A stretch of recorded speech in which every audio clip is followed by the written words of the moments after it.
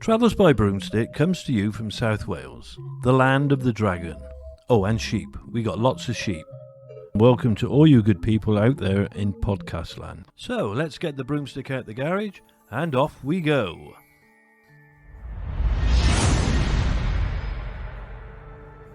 Welcome to Season 3 of Travels by Broomstick and our Valentine's Day special.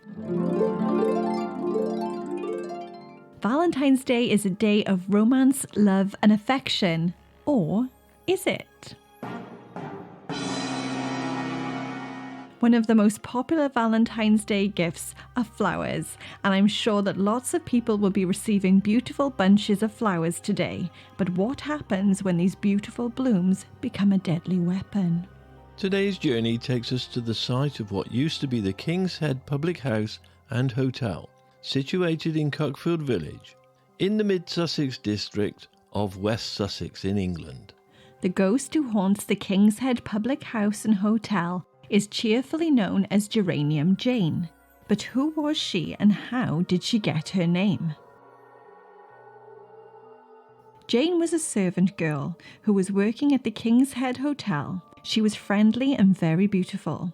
But Jane soon found herself involved in an illicit affair with the proprietor of the hotel. Things were wildly romantic, but the lustful landlord was shocked when one day Jane announced that she had fallen pregnant with his child. The landlord, enraged at the situation, decided that serious action needed to be taken against Jane to prevent the truth from coming out.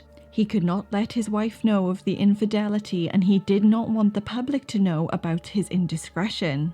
So the landlord decided to do away with Jane with a devious plan. The next day, Jane was tasked by the landlord to clean the windows. She went about her duties completely unaware of what was about to befall her. As she cleaned, there was a noise from above, as an upstairs window was flung open, and suddenly all went dark. It is said that the landlord had dropped a pot of geraniums from the upstairs window, striking Jane on the head and killing her in an instant. Soon after her death, Jane's ghost made her presence known. It is said that her ghost appears as a grisly skull with geraniums growing out of the top of her head like hair, so they called her Geranium Jane. It is said that Geranium Jane often appears to members of the staff who are indulgent in extramarital adventures, shaking the bed violently. On one such occasion, one of the employees was totally terrified by being pushed around the bedroom while still in the bed. This haunting is always accompanied by an unnatural chill. Geranium Jane is said to only appear to men, although she seems to have enjoyed playing some supernatural practical jokes on the patrons of the King's Head by switching lights on and off, moving the drinks glasses across the bar, and hiding things. In these cases, it seems that both men and women can be victims to her terrifying trickery. There have also been some reports of children seeing Geranium Jane, as two children were playing upstairs in the guest rooms when they saw a young woman with makeup streaming down her face as she wailed with sadness. Another child said that they saw a pair of ghostly hands flying around the bar area, and dogs have also been able to sense her presence, raising their hackles, growling and snarling at an unseen force.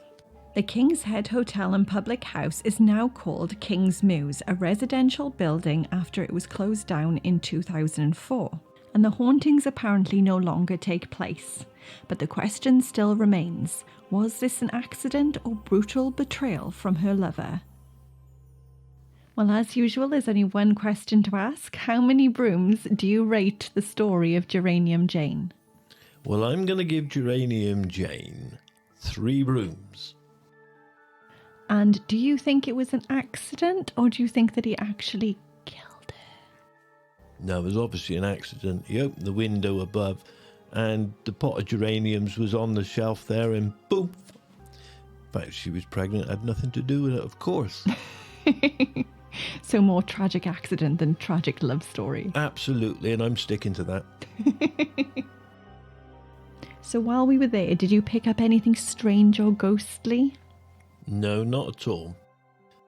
The building now is residential and we weren't able to go in, so from outside I didn't detect anything.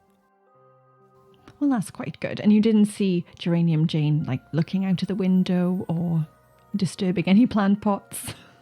No, but there was a lot of aphids about, so maybe. Oh, who knows?